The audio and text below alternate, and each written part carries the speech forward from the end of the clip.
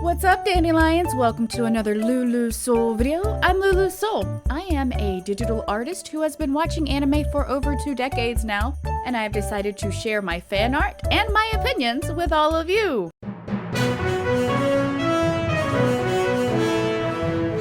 Today we are going to be talking about Sugar Apple Fairy Tale, a fantasy story that has a story-based plot. What is this?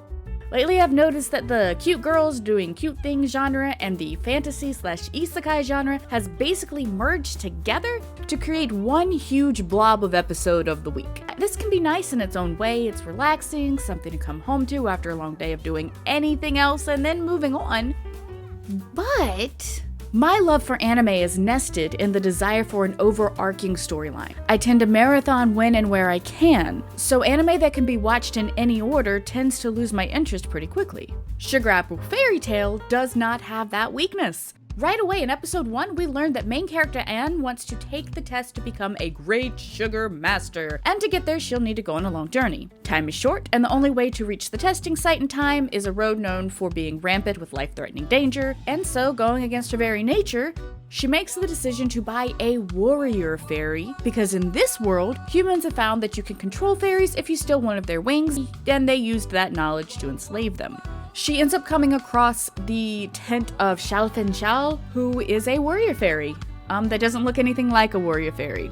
He is thin, he is short, he is gorgeous, and he is extremely rebelliously rude. They do not get along! Shocker. But she does end up buying him, and this starts off their relationship with each other, which is just going to be awkward due to the nature of, she bought him, and neither of them really like that. This lets us know that we are going on a journey style story. There are going to be things that are going to get in her way from getting to her destination, and it also lets us know that we have a world around which a lot of thought has been put into, or at least a lot of perceived thought has been put in. So we have room to learn about the world, learn about what's going to happen, and learn about the characters along the way, all of which I really love. Now, Anne promises her new companion shortly after buying him that as soon as they get to the end of their journey, she will release them, and in her mind, that means they can be friends. Xiao does not agree, and he mocks her for that. So we've already got an additional conflict. It's not a new concept. It's a pretty organic concept of you have the main character that feels differently from pretty much the rest of society, and even those who are harmed by that society think that she's silly for wishing for a better life. But if I'm gonna be honest, it is a plot style that I enjoy. So this is good for me.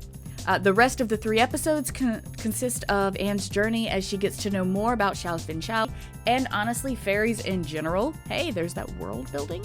They are joined by a few other companions, and we learn more about what the fairies are in this world and how society currently functions. About that.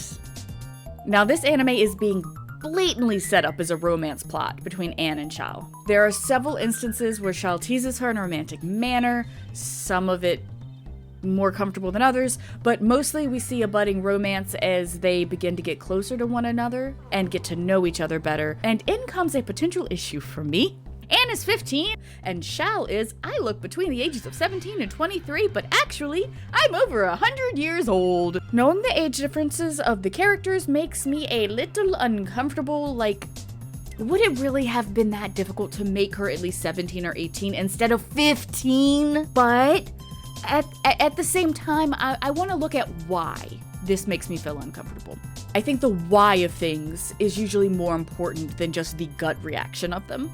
Two things about it. One, yes, their ages are pretty far apart, but it's important to remember that this is a fictional world. It is a fictional world with fictional characters doing fictional things. So in the real world and in the society with which I currently, even a romance between a 15-year-old and an actual 18-year-old is kind of difficult to consider. It happens. It shouldn't, but it happens. But anime ages are not always relevant to real world ages. The reason I get a little between the idea of, let's say a 15-year-old and an 18-year-old is an 18-year-old has a lot more freedom and self responsibility than a 15-year-old would. For example, in the real world, had Anne's mom died as her only parent, there would have been a plot revolving around who she is going to go and live with next. But in the society that Anne lives in, 15 years old is an age of an adult.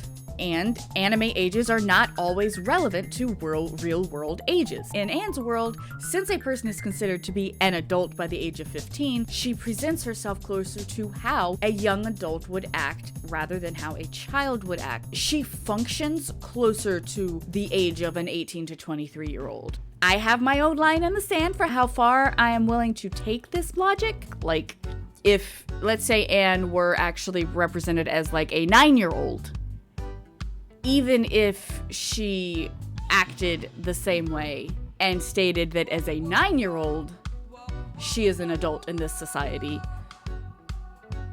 that would be too much for me. Everyone has their stop point. For me, 15 isn't it, but it does make me a little uncomfortable. So this logic, it's enough for me to get past the unfortunate choice to make Anne so young compared to Shaw.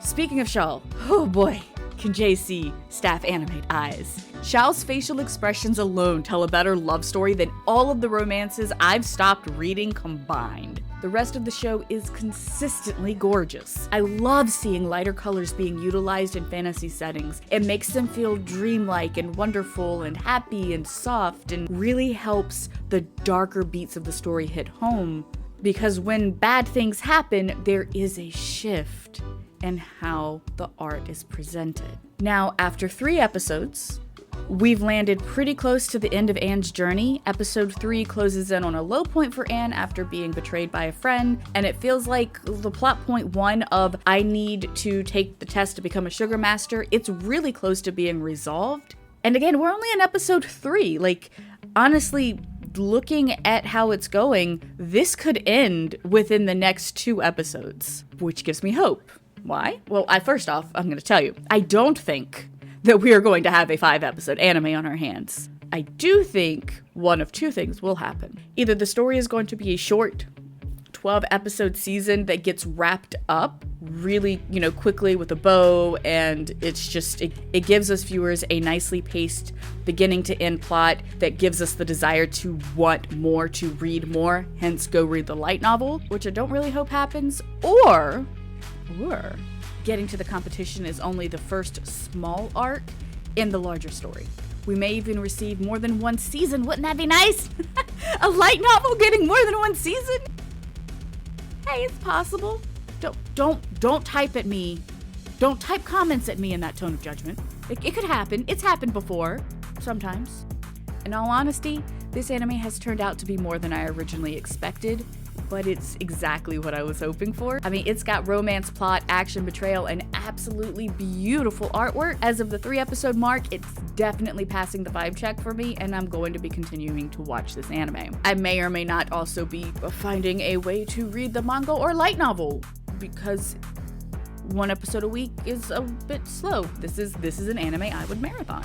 Now keep an eye out for my YouTube shorts though, because as the new episodes are coming out, I will be updating my thoughts via the short video format as a week-by-week update, up until the point that if I do stop watching it, the shorts will stop. The same thing has been happening with Trigun Stampede. But enough about me. What do you think about Sugar Apple Fairy Tale? Are you willing to give it a try? Have you read the light novel? If you have, does the anime line up? Do you actually hate this anime? If so, please tell me why. I want to know. Just remember to keep things respectful. These are opinions after all, and everyone is entitled to have them. Thanks for watching so far, you guys. I have had a ton of fun talking about Sugar Apple Fairy Tale. This has been LuuluSoul, signing off. Okay, thanks, bye.